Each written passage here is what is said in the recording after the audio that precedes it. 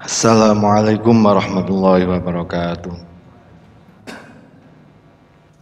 Bismillahirrahmanirrahim. Subhanakallahumma Rabbana la ilma lana illa ma 'allamtana innaka antal alimul hakim wa tub 'alaina innaka antat tawwabur rahim wa taqabbal minna innaka antas sami'ul alim wa 'allimna min ladunka ilman nafi'a ya dzal jalali wal ikram.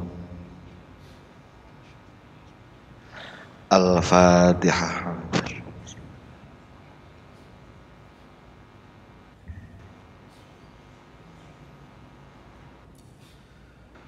Alhamdulillahi rabbil alamin, wassalatu wassalamu ala asyrafil anbiya'i wal mursalin wa ala alihi wa sahbihi ajma'in, amma ba'du.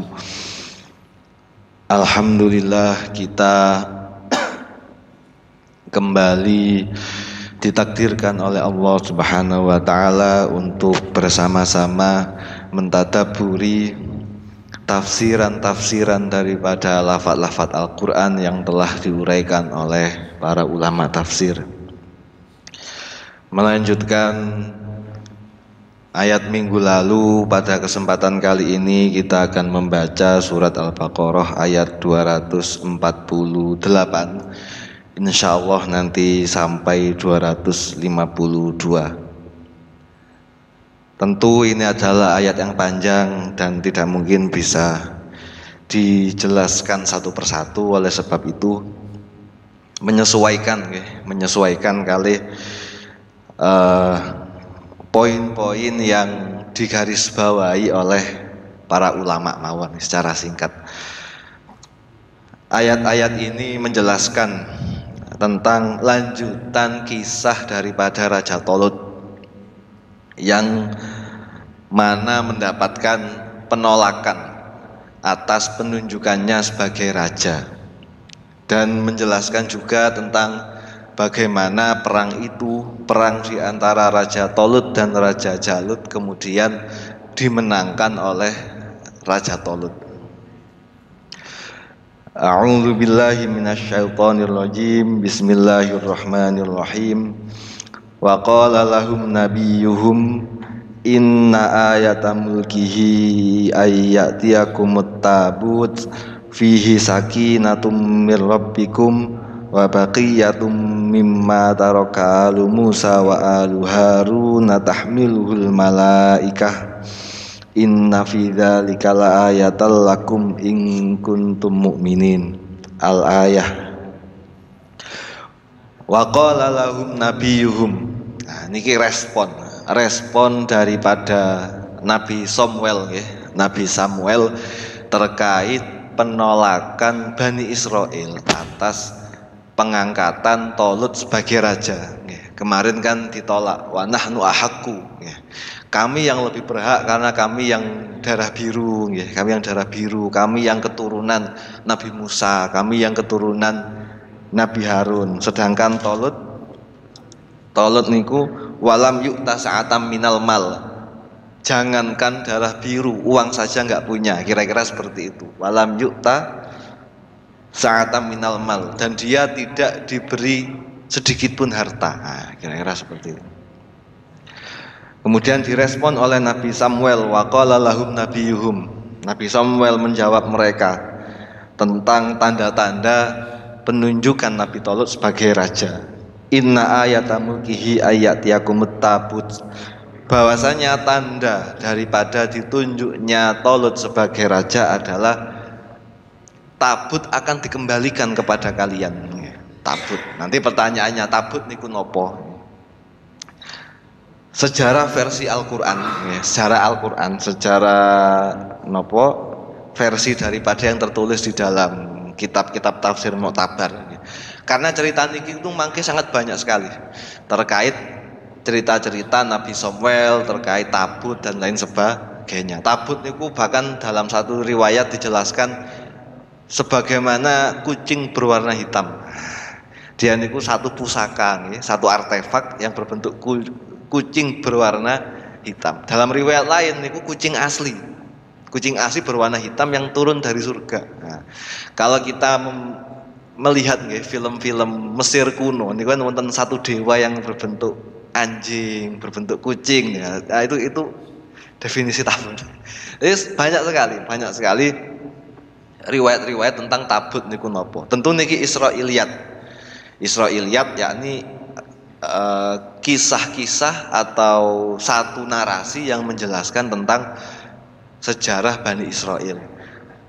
Dan kisah-kisah Israiliyat ini menurut Nabi Muhammad dalam hadis dijelaskan jangan dengarkan Israiliyat karena Israiliyat itu belum tentu benar juga belum tentu salah.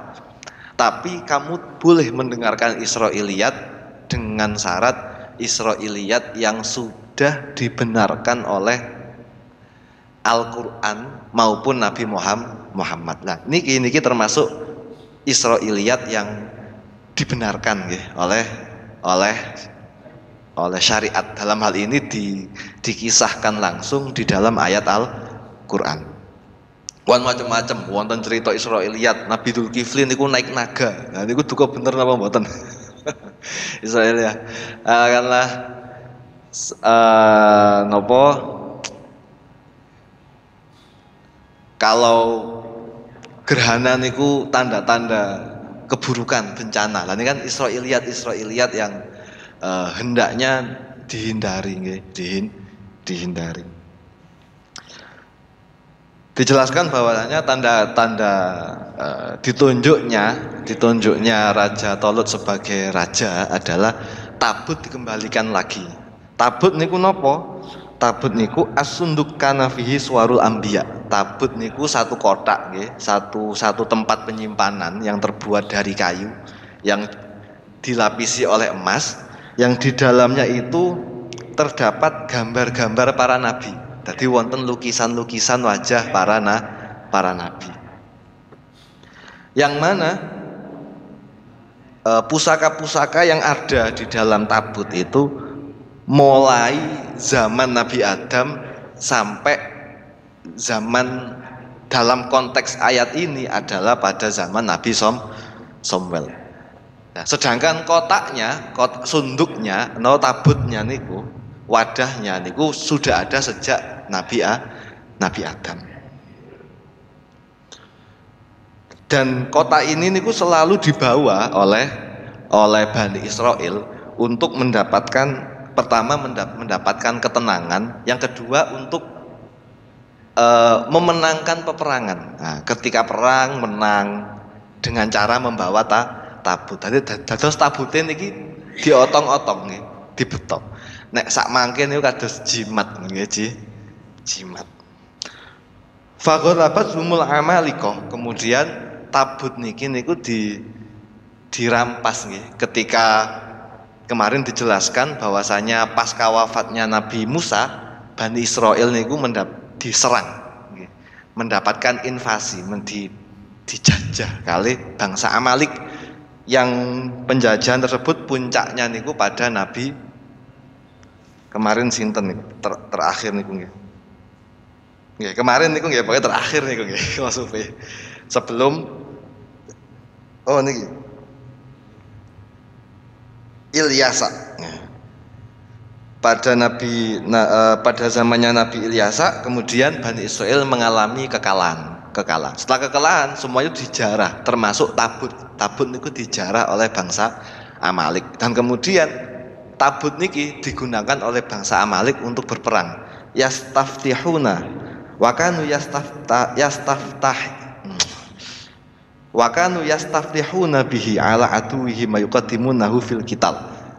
Tabut niki digunakan sebagai jimat agar bangsa Amalik mendapatkan kemenangan ketika melakukan peperangan. Dan diyakini oleh Bani Israel bahwasanya status raja yang akan memimpin Bani Israel niku tidak mungkin dia benar-benar raja kalau dia tidak bisa mendapatkan tabut. Nah, tadi harus punya tabut dulu. Selain kaya, juga selain berdarah biru, dia juga harus bisa mendapatkan tabut kembali atau mendapatkan artefak itu kembali. Fihi sakinatun, yang mana tabut tersebut niku membawa ketenangan hati. Tumak ninatul liqulubikum, membuat hati tentram. Wa baqiyatum mimma taraka alu Musa wa alu Harun, dan di dalamnya berisikan harta peninggalan Nabi Musa dan juga Nabi Harun. Di antaranya di dalamnya itu wonten na'la Musa, napa baqiya, sandal, wonten sandale Nabi Musa. Wa asohu, juga tongkat, nggih, wonten tongkatnya Nabi Musa. Kemudian wonten imamatu Harun, sorban nggih, imamah. Kemudian wakufes minalman, ada satu wadah, satu wadah makanan yang berisikan alman nawas salwa. Dulu saat Bani Israel diselamatkan oleh Nabi Musa, mereka kan meminta makanan, kemudian wa anzala minas samai napa manna wasalwa niku lho, diturunkan ayam-ayam, napa makanan-makanan dari unggas, diturunkan madu-madu niku nggih. Kemudian waradhum minal alwah, dan juga di dalamnya ada 10 perjanjian lama. Ya, kalau dalam bahasa Inggris niku napa the Ten Command. Nah niku nggih, the Ten Commandment ngono nggih, Commandment. Nah, niku ada 10 perjanjian lama niku. Kalau bahasa Inggris mboten parek saged maos. Bahasa Inggris berisikan itu. Dan tabut ketika berada di tangan Tolut niku tahmiluhul malaikah, langsung dibawa oleh malaikat, diberikan kepada Tolut, dan itu disaksikan oleh sekian Bani Israel pada zaman itu. Al-mala'u min Bani Israel, disaksikan oleh Bani Israel yang protes-protes tadi. Banyak sekali disaksikan. Di dalam riwayat dikatakan 80.000 orang, 80.000 orang yang menyaksikan tabut niku dibawa oleh malaikat terus kemudian diserahkan kepada Tolut. Nah niki ceritanya rontok klenik. Kalau bahasanya Gus Bak niku karomah, ai khariqul ada, peristiwa-peristiwa yang menceritakan sesuatu yang tidak normal. Nah, tidak seperti berjalannya kehidupan pada umumnya. Kayak melihat malaikat. Secara awam kita niku tidak bisa melihat malaikat. Tapi tidak dipungkiri melihat malaikat niku tentu juga bisa, tapi dengan izin Allah. Singkat cerita mawon, inna fi dzalika laayatal lakum in kuntum mukminin. Peristiwa tersebut diserahkannya tabut kepada Tolut merupakan tanda yang sangat jelas bagi Bani Israel, in kuntum mukminin, dengan catatan mereka harus beriman. Tentu benar ketika mereka melihat peristiwa tersebut, fa aqarru bimulkihi wa tasara'u ilal jihadi. Mereka kemudian percaya bahwasanya Tolut itu memang raja yang dipilih oleh Allah Subhanahu wa taala, dan mereka bergegas menuju medan perang, yakni melawan Jalut. Jalut niku kalau di literatur berbahasa Inggris niku Goliat. Goliat. Falamma fasala Talutu bil junudi. Nah, niki. Setelah mereka berangkat, kemudian berangkat menuju medan perang, ternyata mereka diuji dengan satu kondisi yang sangat panas, cuaca yang sangat panas. Maka nahuron sadidan wa talabu minhul ma, kemudian mereka minta air. Kita harus mencari air. Kebetulan ada secara niku nggih, karena geografi zaman dulu sama geografi zaman sekarang itu beda nggih. Di satu riwayat niku mengatakan salah satu sungai di Yordania, tapi kalau di eranya Asawi niku diceritakan di Palestina. Posisinya niku di Palestina. Duga niki yang benar yang mana nggih? Yang penting sungai yang berada di antara Palestina dan Yordania. Kemudian ketika mereka mencari air, ndelalah Delala kemudian Nabi Samuel mengatakan, qala innallaha mubtalikum binahar faman syariba minhu falaysa minni wa man lam yata'amhu fa innahu minni illa man iqtarafa ghurfatan biyadihi fasyaribu minhu illa qalilan minhum. Nabi Samuel mengatakan bahwasanya Allah menguji kalian untuk melihat ini mana yang pecundang, ini mana yang heroik, ya ini mana yang loyal, ini mana yang tidak. Binahar, dengan satu sungai, faman syariba minhu falaysa minni, maka barang siapa yang meminum dari sungai tersebut dengan napa muluk-muluk, napa nggih muluk-muluk niku nggih kebacut nggih berlebihan nggih, meminum air berlebihan dari sungai tersebut, maka dia tidak termasuk golongan daripada Talut, tidak termasuk golongan orang yang beriman. Wa man lam yata'amhu fa innahu minni illa man ihtarafa ghurfatan biyadi. Dan barang siapa yang tidak meminum dari sungai tersebut, maka dia termasuk orang-orang yang beriman atau orang yang patuh pada komandan. Dikecualikan dari dua syarat tersebut, illa man ihtarafa ghurfatan biyadi. Dikecualikan dari ketentuan ini adalah orang yang minum di sungai secukupnya. Secukupnya itu maksudnya niku nggih. Kalau di sini secara tekstual niku sak cakupan nggih. Satu genggaman tangan niki. Satu genggaman tangan. Kalau lebih berarti satu genggaman tangan untuk dirinya dan satu genggaman tangan untuk mungkin kudanya. Kudanya atau dia memakai onta misalkan nggih, untuk ontanya. Tidak boleh berlebihan. Dikecualikan. Maka orang yang hanya minum secukupnya tadi, hanya satu ambilan tangan, maka dia tetap termasuk orang yang beriman. Falamma jawazahu walladina amanu ma'ahu qalu la taqata lana al-yawma bi Jalut wa junudi. Kemudian setelah melewati sungai tersebut, banyak di antara pasukan-pasukan niku yang berkeluh kesah mengatakan la taqata lana al-yawma bi Jalut wa junudi. Ya Nabi, ya Talut, kami sudah enggak mampu, kami enggak punya kekuatan untuk melanjutkan perjalanan, apalagi untuk menghadapi pasukannya Jalut. Sedangkan di antara pasukan yang lain yang jumlahnya sedikit tadi, qala alladziina yadunnuna annahum mulaqullahi kam min fi'atin qalilatin ghalabat fi'atan katsiratan biiznillah. Niki biasanya ayatnya damel jimat nggih. Lari-lari pencak silat biasanya maos niki damel gelut. Lah riyen niku critane wong tuwek-tuwek duka bener duka mboten napa tarkaman poli ngoten niku ndelala mungsune niku lebih jago akhire maca wiritan iki ben menang. Duka bener duka mboten pun ngertos. Soale kula mboten menangi era-era klenik. Era kula pun era teknologi pun mboten era wiritan niku pun mboten patek.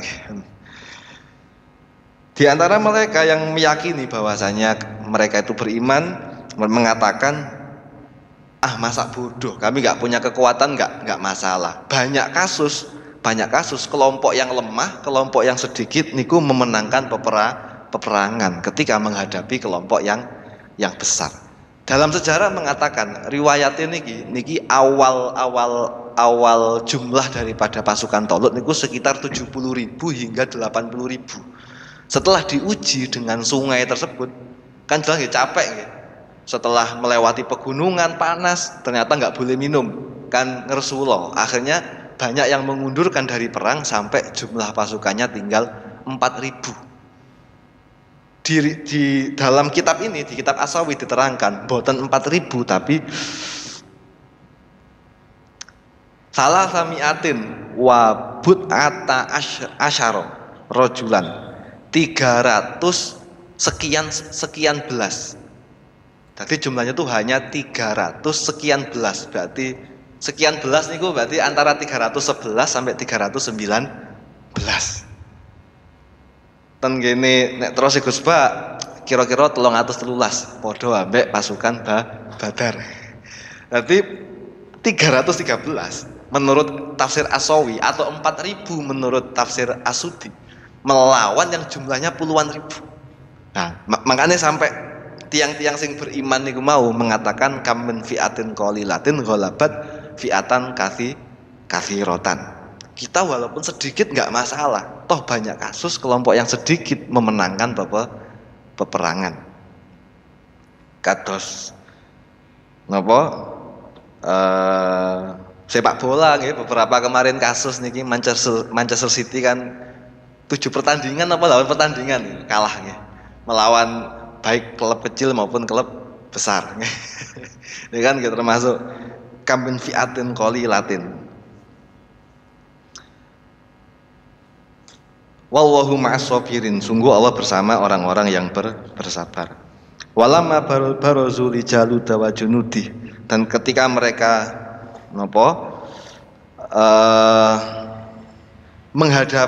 menghadapi pasukan Jalut, qalu rabbana afri alaina sabran wa tsabbit aqdamana wangsulna 'alal qaumil kafirin. Mereka sebelum berperang itu berdoa, ya Allah, penuhilah sabar kami.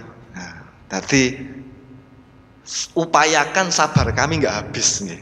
Pupuk sabar kami agar memenuhi hati kami. Wa tsabbit aqdamana, dan kuatkanlah kaki kami agar tidak melarikan diri dari medan perang. Dibayang ini mawon ya, 313 melawan misalkan 10.000 mawon kan, atau 300 melawan 3.000, berarti satu orang kan melawan 10 orang kan. Kan nggih medeni. Wansurna 'alal qaumil kafirin, dan tolonglah kami untuk mengalahkan kaum-kaum yang kufur. Fahazamuhum biiznillah. Delalah setelah peperangan berkecamuk, mereka kemudian memenangkan atau mengalahkan Jalut dan pasukan-pasukannya. Biiznillah. Nah ini digaris bawahi. Niki kali ulama tafsir niki digaris bawahi dan dijelaskan panjang lebar. Karena kalau menerangkan sejarah saja kan nggih mboten usah maos Al-Qur'an. Tinggal maos mawon Google. Kisah Talut mawon ya. Tapi karena ini perspektifnya Al-Qur'an, maka lafaz-lafaz Al-Qur'an tentu sangat perlu dipertimbangkan dan perlu dijiwai ngoten ya. Diperhatikan. Biiznillah. Wa qatala Dawud. Ternyata yang membunuh Jalut adalah Nabi Dawud. Nabi Dawud itu saat ini menjadi pasukannya Talut dan termasuk pasukan yang paling muda. Nabi Dawud niku 10 bersaudara dan dia yang paling kecil. Wa qatala Dawud Jalut, dan Nabi Dawud membunuh Jalut. Wa atahu wahul mulka wal hikmata wa 'allamahu mimma yasha. Dan setelah memenangkan peperangan, kemudian Nabi Samuel wafat, kemudian Raja Talut wafat. Setelah itu Nabi Dawud diangkat menjadi raja. Jadi timelinenya niku Nabi Dawud semasa dengan Nabi Samuel. Tapi Nabi Samuel sudah sepuh, sudah senior. Nabi Dawud OTW menjadi nabi, nabi. Dan diangkatnya Nabi Dawud niku pasca Nabi Samuel dan Talut wafat. Setelah Nabi Samuel dan Talut wafat, Bani Israel mengalami kekosongan tokoh agama, dalam hal ini adalah nabi, dan juga kekosongan pemimpin. Akhirnya Gusti Allah mengangkat Nabi Dawud menjadi nabi sekaligus raja. Dan ini menjadi nabi pertama yang sekaligus raja. Nah, sebelumnya kan ada Nabi Yusuf loh. Nabi Yusuf mboten raja. Nabi Yusuf niku namung gubernur, nggih, gubernur di daerah Mesir, nggih, di daerah Mesir.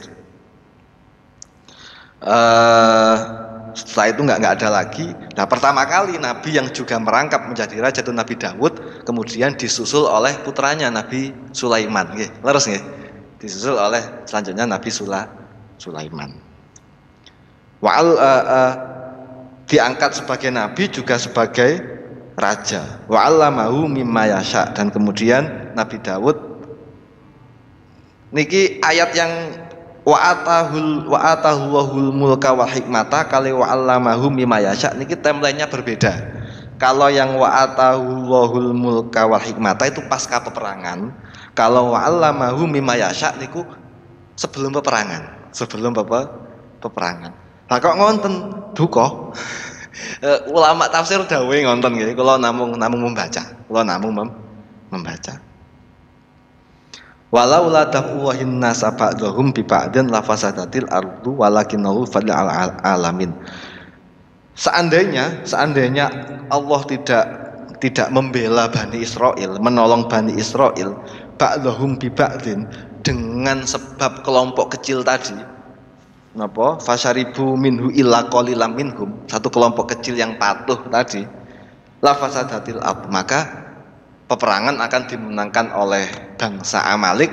Konsekuensinya maka orang yang beriman sudah enggak ada. Orang beriman sudah enggak ada, maka disetatuskan oleh Gusti Allah bumi ini rusak. Bumi ini rusak. Jadi berbeda perspektif Al-Qur'an dengan perspektif orang akademik misalkan atau orang saintifik terkait bumi itu rusak, itu sangat berbeda. Kalau orang saintifik kan bumi rusak niku nggih longsor, hancur nggih, hancur, polusi dan lain sebagainya. Tapi kalau menurut Al-Qur'an ternyata tidak terbatas di situ, tidak terbatas di longsor misalkan, tidak terbatas di banjir misalkan, tapi juga kondisi di mana Tuhan sudah tidak dikenal, atau orang-orang sudah tidak taat. Orang-orang sudah tidak taat, maka itu distatuskan sebagai lafasadatil ardu. Bumi ini rusak. Kenapa? Karena sudah tidak ada orang yang sujud. Atau mungkin sujud tapi syirik. Syirik. Walakinallahu dzu fadlin 'ala 'alamin. Akan tetapi Allah mempunyai anugerah, mempunyai keutamaan yang diberikan kepada seluruh alam.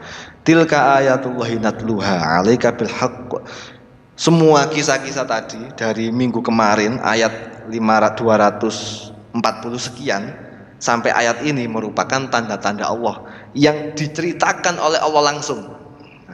Diceritakan oleh Allah langsung. Alaika kepada engkau Muhammad bil haqqi dengan benar. Wa innaka laminal mursalin, dan sungguh engkau termasuk utusan-utusan Allah, termasuk utusan-utusan Allah. Yang pertama nggih, masih berhubungan dengan kisah Nabi Thalut. Yang pertama niku tilka ayatullahi natluha. Gusti Allah menyampaikan bahwasanya saya loh yang bercerita tentang ini, yang bercerita secara langsung. Ini menunjukkan bahwasanya banyak terjadi misinformasi, banyak terjadi kesalahan-kesalahan informasi yang sampai kepada generasi zaman Nabi Muhammad terkait kisah-kisah pada zaman Bani Israel. Mungkin terkait Thalut juga, banyak kisah-kisah Thalut yang tidak sesuai, banyak kisah-kisah Nabi Musa yang tidak sesuai. Maka Gusti Allah perlu menceritakan itu untuk meluruskan informasi yang beredar. Bahwasanya misalkan Nabi Dzulkifli naik naga, itu mungkin keliru, ya, itu mungkin keliru. Atau mungkin tentang yang masih menjadi problem sampai sekarang niku abahnya Nabi Ibrahim nggih, itu kan masih tanda tanya. Itu memang abahnya, memang bapaknya Nabi Ibrahim atau pamannya? Yang niku pemahat patung niku nggih, pemahat patung. Sinten niku asmane supaya kula. Supaya nggih. Niku masih problem. Sampai sekarang masih dikaji apakah itu memang benar-benar bapaknya Nabi Ibrahim atau bukan. Karena sedikit tidak masuk akal kemudian Nabi Ibrahim lahir dari orang yang pemahat patung, lahir dari orang yang menyembah menyembah Namrud. Nah, itu satu hal yang problem menurut ulama. Sedangkan Gusti Allah tidak meluruskan itu. Tidak meluruskan itu. Maka masih menjadi polemik, Jadi sekian Israiliyat yang beredar, dari mulai yang dimaksud dengan pemimpin adil itu pemimpin yang mempunyai kucing, mempunyai sayap. Mempunyai kuda bersayap, apa itu? Pegasus nggih, unicorn. Itu semua ternyata tidak diceritakan oleh Al-Qur'an. Maka itu mungkin salah. Mungkin salah. Yang kedua tentang biiznillah nggih. Bahwasanya kemenangan yang diraih oleh Bani Israel yang dipimpin oleh Thalut niku tidak semata-mata karena Bani Israel itu yang kuat, atau karena Tolut yang mempunyai kompetensi sebagai pemimpin. Tapi semua itu diakhiri oleh Allah dengan biiznillah. Ada satu hal yang menarik, hal yang menarik. Kalau niku saking bingung, biiznillah agar bisa dijelaskan dengan baik, dan kemudian bisa diterima oleh tidak hanya kaum pesantren, tidak hanya kaum pesantren. Nah, kalau niku menemukan satu kajian sejarah tentang Tolut, tentang peperangan Tolut dan Jalut, perbandingan di antara beberapa buku sejarah, juga beberapa kitab suci, di antaranya adalah Injil. Kemudian ada satu pakar medis yang ahli forensik yang meneliti tentang peninggalan Tolut, bajunya, kemudian tulang-tulangnya niku diteliti. Kemudian ditemukan bahwasanya yang pertama, faktor kemenangan menurut sejarah dan menurut medis yang pertama adalah ternyata pertarungan tersebut walaupun secara jumlah tidak berimbang, akan tetapi secara teknologi perang niku lebih maju pasukan Tolut. Tolut. Dalam peperangan tersebut pasukan dari Jalut niku hanya pasukan darat dan pasukan jarak pendek menengah, pegang panah, kalau mboten ngonten nggih pegang pedang, atau sering kita sebut sebagai infanteri. Sedangkan pasukan Tolut yang juga di dalamnya ada Nabi Daud, mereka niku merupakan pasukan yang senjatanya itu jarak jauh. Kalau sekarang disebut dengan artileri, pelontar. Jadi diceritakan Tolut niku mulangin Nabi Daud membuat pelontar. Ini kayu, ini tongkatnya Nabi Musa, ini tongkatnya ini tongkatnya Nabi ini tali, ini kain, ini batu-batu. Kemudian diuji coba membuat pelontar. Akhirnya pasukan Jalut ketika masih proses menuju peperangan itu sudah dilempari batu-batu besar, ditembaki sama ini mungkin rudal balisik ya, dulu masih batu. Akhirnya ketika perang pecah niku pasukan Jalut sudah berkurang banyak, sudah mengalami luka-luka, sudah fisiknya sudah terkuras, stamina sudah terkuras. Akhirnya peperangan dalam kondisi yang tidak imbang. Niku yang pertama. Yang kedua, Jalut menurut ahli forensik niku mengidap tumor jinak yang berada di kelenjar pituitari. Duka kalau ngertos, kalau ningali gambarin niku ten otak mriki. Ten tengah-tengah otak mriku. Yang mana niku disebut dengan akromegali, yang efeknya niku membuat penglihatannya buruk. Membuat koordinasi antara otak dan motorik niku mboten sinkron. Misalkan motorik pengen memukul pakai tangan kanan, yang gerak malah tangan kiri. Tangan niku. Tapi posisinya Jalut sudah tidak prima dalam memimpin perang.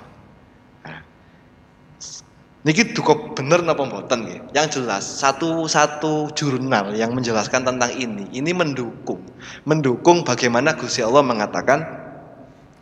mengatakan napa niku mau fahazamuhum biiznillah, bahwasanya Bani Israel bisa mengalahkan bangsa Amalek, bisa mengalahkan Jalut.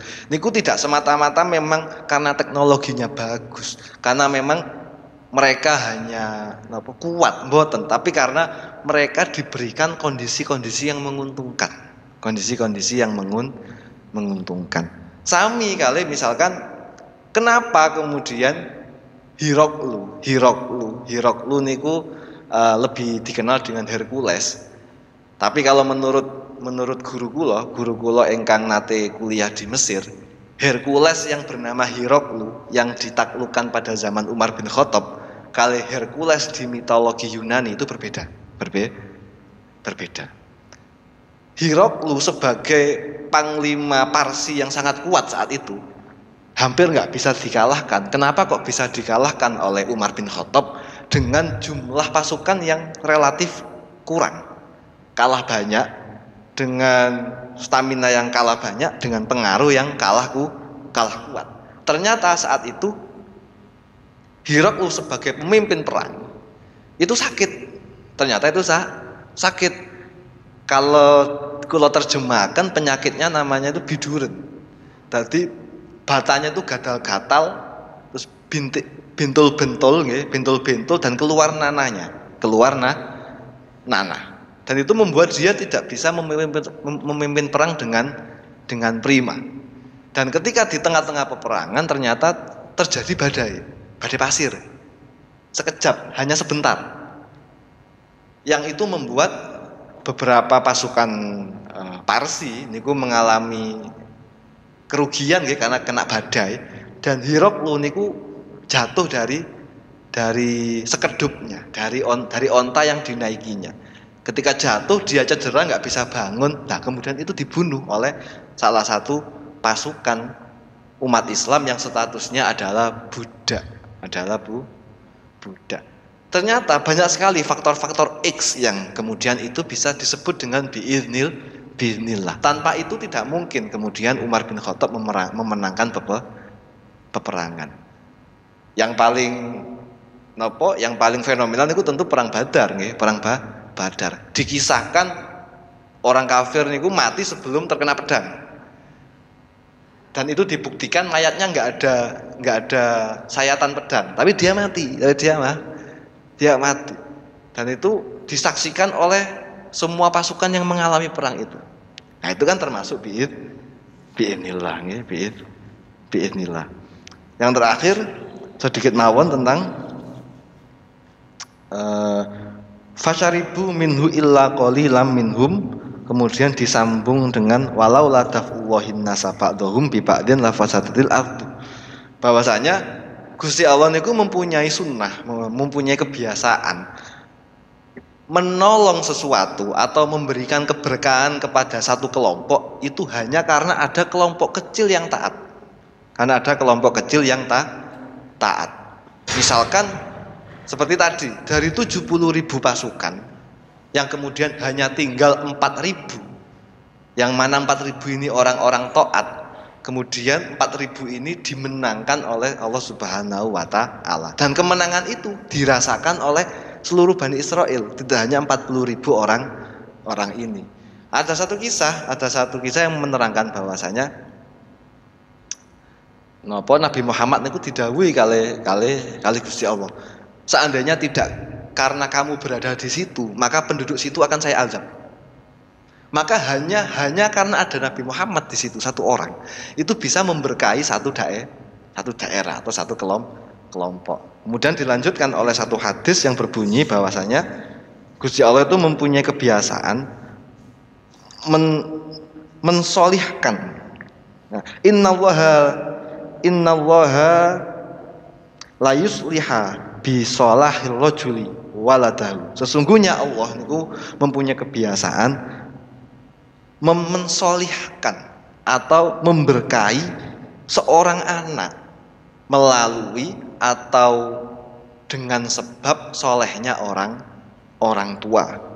Bahkan lebih dari itu, wawalada waladihi, juga memberkahi cucunya karena kakeknya solih. Wa ahlu dawiratihi wa dawirati haulihi. Tidak hanya itu, bahkan Gusti Allah itu biasa mensolihkan atau memberkahi tetangga-tetangga karena ada satu orang yang solih. Jadi satu orang yang solih niku bisa mensolihkan anaknya, juga bisa mensolihkan cucunya, bahkan juga bisa mensolihkan tetangganya. Mungkin kita tahu ya, kula lingkungan pesantren tentu sering mendengar putra-putra kiai mengatakan saya seperti ini tuh karena mbah-mbah saya. Gus Bak sering menceritakan, saya seperti ini karena karena bapak saya, Kiai Haji Nur Salim. Karena kakek saya, si ini. Tanpa kakek-kakek saya, tanpa orang tua saya, tidak terbayang. Niki sing dawuh Gus Bak, tidak terbayang saya menjadi penghafal Quran. Tidak terbayang saya bisa mondok. Niku dawuhne Gus Bak ngoten. Kiai kula Abah Hasim misalkan, Yai Idris Jamaluddin sering mengatakan, saya ini akibat daripada abah saya, Mbah Yai Jamal. Bagaimana tidak? Mbah Jamal dengan sekian tirakatnya yang terkenal bagi santrinya, pasti diketahui oleh santrinya. Kemudian Yai Idris mengatakan, kula niki tirakat yo gak patek tapi merasakan manfaat-manfaatnya. Karena Mbah Yai Jamal niku thariqah Syadzili, maka putra-putranya juga akhirnya menjadi thariqah Syadzili. Seandainya Mbah Yai Jamal mboten thariqah Syadzili, putrane nggih mboten thariqah. Kira-kira seperti itu, logikanya seperti itu. Maka Nabi Muhammad mengatakan, innallaha liyusliha bi sholahil rajuli waladahu wa walada waladihi wa ahla dawiratihi wa dawirati hauli. Satu orang yang solih niku bisa dijadikan Allah sebab mensolihkan anak-anaknya, keturunannya dan tetangganya. Mungkin itu yang hanya bisa saya sampaikan. Semoga diberi kemanfaatan dan diberi keberkahan oleh Allah Subhanahu wa taala. Bismillahirrahmanirrahim. Allahumma inni astaudi'uka ma 'allamtanihi fardudhu ilayya 'inda hajati ilaihi wa la tunsinihi ya rabbal alamin. Al-Fatihah.